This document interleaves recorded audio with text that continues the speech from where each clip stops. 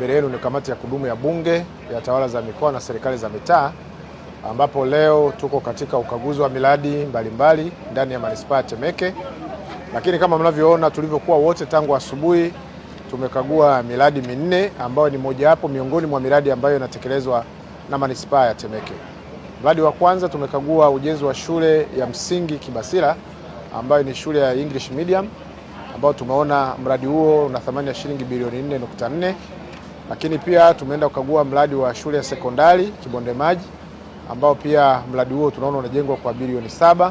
Lakini shule hizo tunaona ni mfumo tofauti na zile shule zilizozoeleka ambazo ni shule za ghorofa mpaka ghorofa ya 5. Na hii kwa Dar es Salaam na hasa manispaa ya Temeke hapa leo ni kwa ajili ya kuhakikisha kwamba wanatumia eneo vizuri ili tupate madarasa ya kutosha, lakini katika eneo dogo. Kwa hiyo hili tunaona kwamba kamati imeona ni swala ambalo ni la msingi sana kwa maeneo ya mijini, hasa ambayo yana uhaba wa maeneo kwa ajili ya kujenga madarasa ya chini ambayo yanachukua eneo kubwa.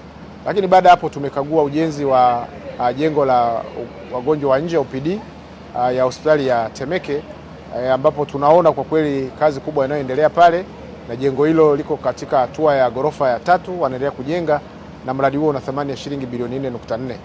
Lakini lingine la msingi, tunaona jinsi ambavyo kamati imekuwa ikielekeza na kushauri manispaa zetu, yani halmashauri, kutenga fedha kwa ajili ya ujenzi wa barabara.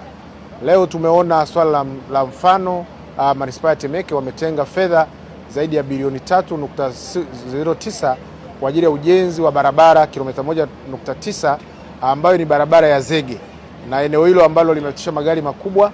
Lakini tunaona barabara hiyo inakuwa kiungo katika yale maeneo ya zile kata mbili, na changamoto kubwa ambazo zilikuwa zinatokea kipindi hicho barabara hakuna kule.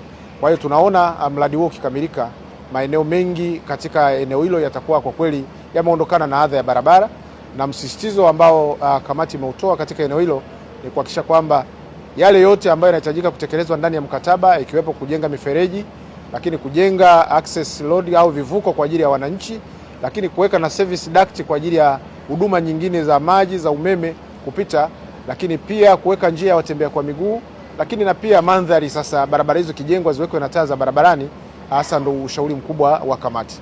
Kwa hiyo kwa ujumla tunaweza kuona miradi mikubwa, lakini katika miradi hiyo miradi mitatu yote ni fedha za mapato ya ndani.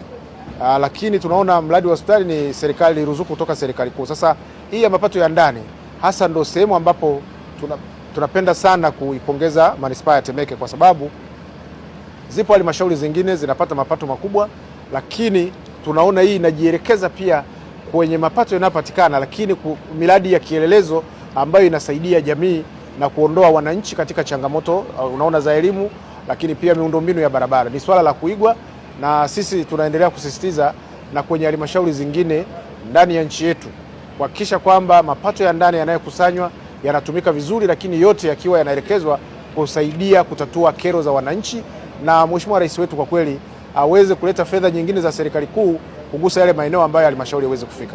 Tunashukuru kwa ushauri, kwa maelekezo na kwa miongozo yenu yote, na kwa niaba ya ofisi ya Waziri Mkuu TAMISEMI naomba nikuahidi wewe na kamati nzima kwamba sisi tumeyapokea na tutasimamia utekelezaji wake ili serikali iweze kutimiza dhima ile ya Mheshimiwa Rais ya kuleta tabasamu kwa wananchi. Asanteni sana.